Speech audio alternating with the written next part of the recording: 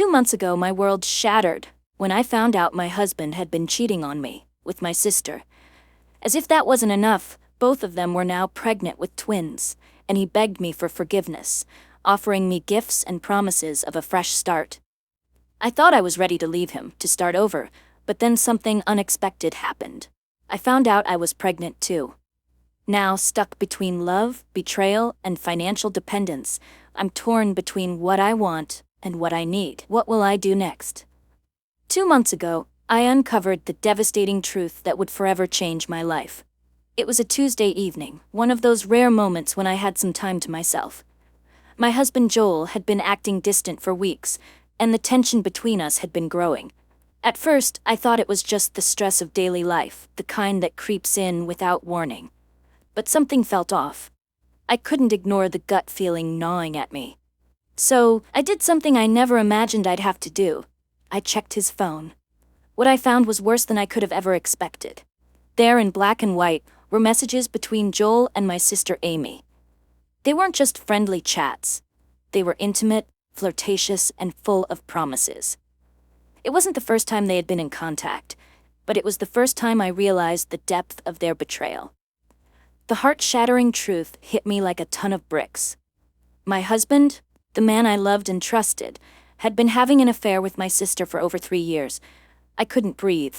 The pain, the betrayal, it consumed me. It felt like my world was crumbling beneath me, and I didn't know how to react. How could this happen? How could Joel, the man I thought I would spend the rest of my life with, betray me in such a way? And my sister, Amy, my own flesh and blood, how could she do this to me? I had always trusted her, relied on her, and now I felt like I didn't know either of them anymore. I confronted Joel that night, my heart pounding in my chest, and I remember every detail as if it happened yesterday. He looked shocked, almost too shocked, as if he hadn't expected me to find out. The guilt was written all over his face, but even more than that, there was desperation. He begged me to forgive him, to understand that it was a mistake, that it didn't mean anything. He claimed it had been a brief lapse in judgment, that I was the one he truly loved. But the more he spoke, the more I realized it wasn't just a mistake. It was an affair that had been going on behind my back for years. The words that came next were impossible to process. He told me that Amy was pregnant, not just with one child but with twins. My mind couldn't wrap around it. My sister, carrying his children. How was I supposed to respond to that? Was he telling me this as some sort of twisted justification, or was he truly asking for my forgiveness? He promised me that if Amy kept the pregnancy, he would have no part in it. He would only be a father to the child I bore. The offer left me speechless. How could he think that was enough?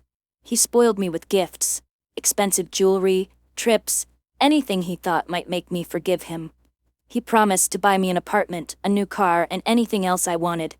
His promises poured out like an endless stream, but I didn't want any of it. I didn't want things. I wanted my husband, the man I had loved and trusted, to be honest with me, to not betray me and our family. I stood there in the silence, staring at him, trying to make sense of everything that had just been revealed. But nothing made sense. My world, the perfect life I had built with Joel, had shattered in an instant. The realization hit me hard. I had been living in a lie for years, and in that moment, I didn't know what to do next. Should I forgive him, try to salvage the family we had built, or should I walk away and start over without him? All I knew for sure was that I could never look at my sister the same way again, and I had no idea how I was going to rebuild the trust I had lost with both of them. After the revelation, everything changed. The days that followed were a blur of confusion, anger, and heartbreak. Joel tried to convince me that we could work things out, that I should give him a chance to make up for his mistakes. But in the back of my mind, I was already planning my escape. I was ready to leave him, to divorce him and start fresh. I couldn't fathom staying with a man who had betrayed me so completely, who had betrayed our entire family. The thought of rebuilding my life without him felt like a daunting yet necessary step. But then came the twist that I never saw coming.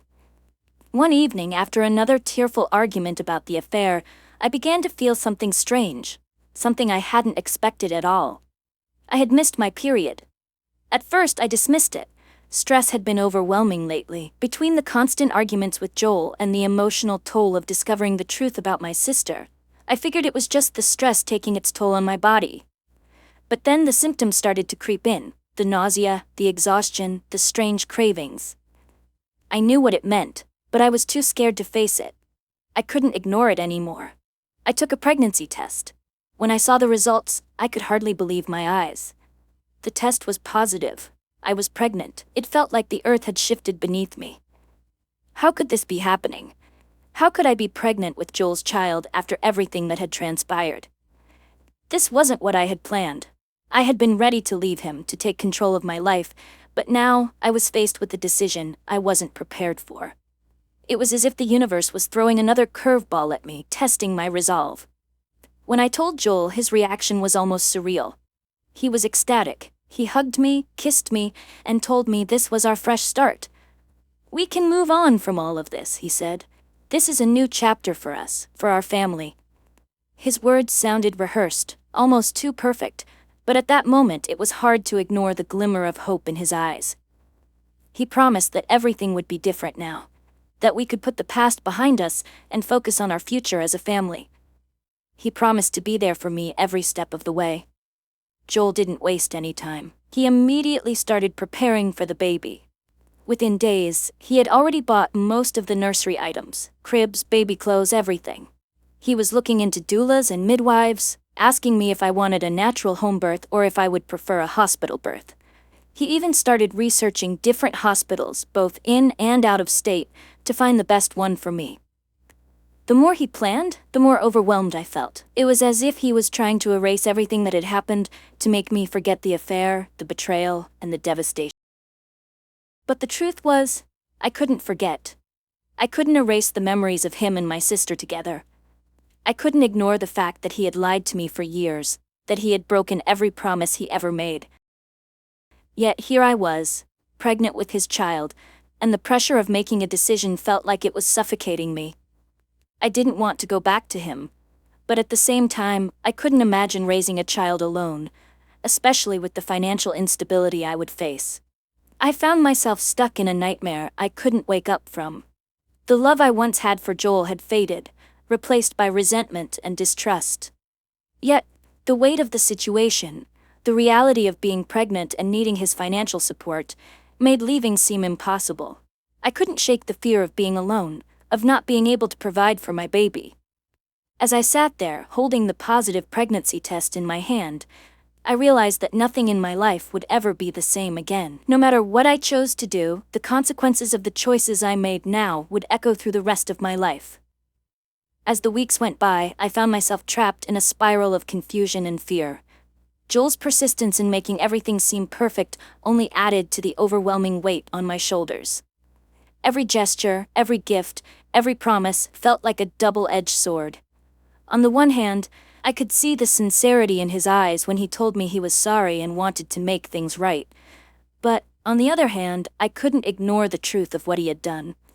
The years of deception, the affair with my sister, and the painful betrayal of my trust. I knew in my heart that I could never fully forgive him. The foundation of our relationship had crumbled, and no amount of material gifts or promises of a fresh start could rebuild it.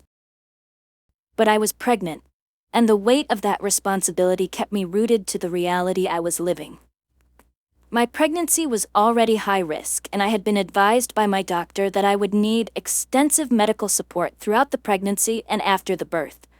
I had no savings, no job, and no way to afford the kind of care I needed without Joel's financial support.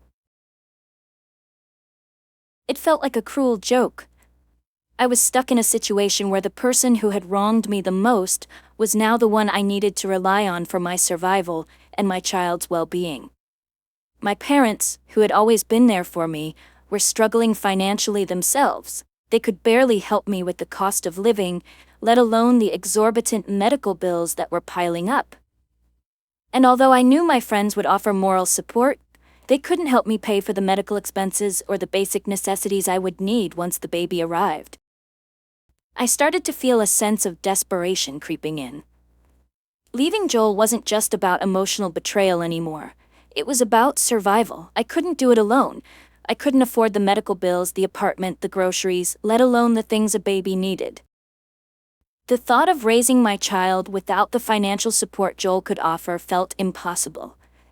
And so, I found myself caught between two worlds. One where I could leave everything behind, cut ties with him, and start fresh. And another where I stayed, pretending like nothing had changed, so that I could provide for my child. I began to weigh my options, but the more I thought about it, the more tangled the situation became. I knew I couldn't trust Joel, and the thought of staying with him made my skin crawl. But the fear of what would happen if I left him was even worse. What if I couldn't make it on my own? What if my pregnancy complications worsened, and I couldn't afford the treatment I needed? Joel wasn't helping matters. His attempts to control the situation were becoming more evident. Every time I mentioned my doubts about staying with him, he would shower me with more gifts, more promises. He had already bought the nursery furniture, planned the baby's future, and even started picking out names. It was like he was trying to rewrite our life together, as if all the mistakes he made could be erased with his generosity. Despite the chaos and the confusion, I knew one thing for certain. I had to make a decision. It wasn't just about me anymore. It was about the child I was carrying. And as much as I hated to admit it, I knew I needed Joel's support to get through the next few months. But that didn't mean I was ready to forgive him or forget what he had done. It didn't mean I was willing to stay with him forever. But for now, I had no choice but to hold on to the fragile hope that I could figure out how to get out of this mess without losing everything in the process. The worst part was that I didn't even know if my plan was going to work. Would I be able to stay strong, to leave him when the time was right, or would I be trapped in this toxic cycle for good? I didn't have the answers, and that uncertainty haunted me every single day. The more I thought about it, the more I realized I had no immediate choice but to stay with Joel, at least for now. I had no support system to fall back on. My parents had their own financial struggles, and I couldn't rely on them to help me out with the baby's needs or the medical expenses. Without Joel, I would have no way to pay for the health care I needed, let alone secure a place to live or take care of myself and my unborn child. Joel was insistent, almost relentless, in his attempts to prove that he was committed to me and to our future. He continued to lavish me with gifts, expensive jewelry, a brand new car, and anything he thought I would appreciate. But the truth was, none of it mattered to me anymore. I wasn't interested in material things. What I needed was emotional support, trust, and security. I couldn't shake the feeling that I was being manipulated, that he was trying to buy my forgiveness, trying to erase the past with a few grand gestures. But I had to admit, I was desperate. I didn't know how I would manage if I cut him out of my life completely. Joel's attempts to paint a perfect picture of our future were suffocating. Every time I tried to talk about the reality of our situation, about my doubts and fears, he would distract me with plans for the baby, with the nursery he had already started decorating, with the doctors and midwives he had researched. He was already planning everything down to the smallest detail, as if trying to create a world where everything was normal again. But the more he planned, the more I realized that I was losing myself in his vision of the future. It wasn't my future anymore. It was the one he had.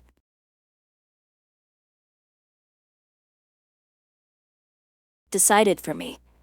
But as much as I hated to admit it, staying with him gave me some semblance of stability, even if it was only temporary. I still hadn't made up my mind about what to do in the long run, but I couldn't bring myself to take the leap into the unknown just yet. I kept telling myself that I would leave him once the baby was born, once I had secured a life for myself and my child. But every day that passed felt like I was sinking deeper into this unhealthy dynamic, and I could feel myself becoming more trapped in the situation. I started to question my own choices. Was I really staying for my baby? Or was I just too scared to be alone? Could I really build a life without Joel, or was I too reliant on him after all these years? The guilt and shame weighed heavily on me. I had wanted to be independent, to be strong and self-sufficient, but the reality of my situation made it nearly impossible. I had never had to fend for myself before. I had been living in a bubble, in the illusion of a perfect life that Joel had created for us. And then, one evening, Joel made a comment that caught me completely off guard. As we were talking about the future, he said, "If you stay with me, everything can go back to the way it was. We can make this work. I'll be the father you always wanted me to be. Just give me a chance." His words hung in the air, and for the first time, I felt a flicker of something I hadn't expected. Fear. Not for the future, but for myself. What if I never found the courage to leave? What if I kept telling myself that I was doing the right thing by staying, but deep down I was just too scared to face the consequences of walking away? I realized then that I wasn't just afraid of being alone, I was afraid of what staying with him would mean for me and my baby. Could I truly live with myself if I chose to stay in a toxic, manipulative relationship, no matter how well-intentioned his promises seemed? And more importantly, could I ever truly move on from the betrayal, or would I spend the rest of my life pretending that everything was fine?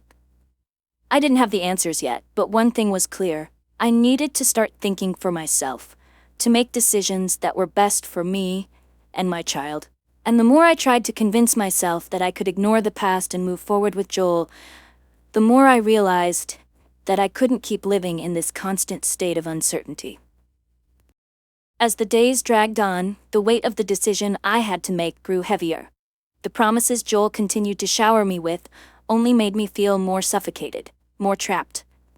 Every time he spoke about the future, about how we could make everything work and how we could be a family again, it felt like he was trying to erase the truth, to sweep everything under the rug.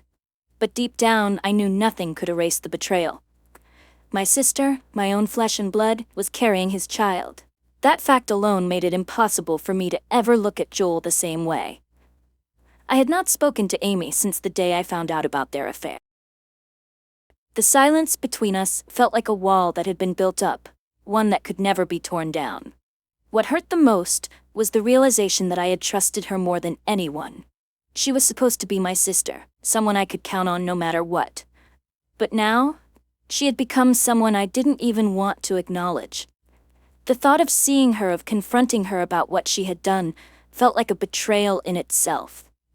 How could I even look at her again after everything she had done to me? There was still a part of me that wondered what her perspective had been, what had led her to betray me in the worst way possible.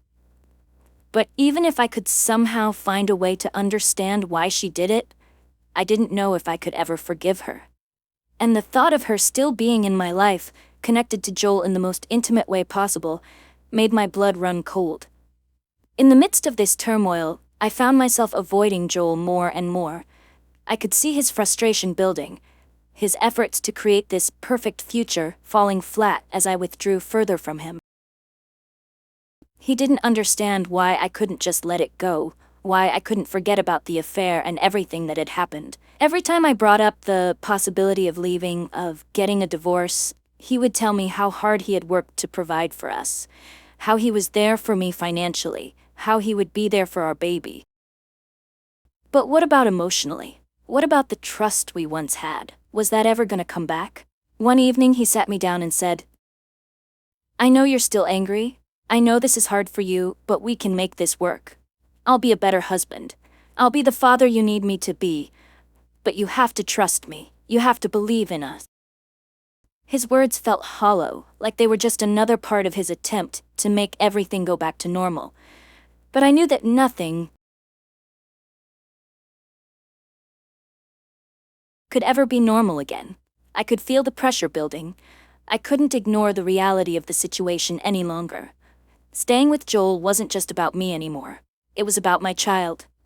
And as much as I hated the thought of it, I knew I couldn't do it alone. If I left him, how would I pay for the medical bills? How would I survive without his support? It wasn't just about love or forgiveness. It was about survival.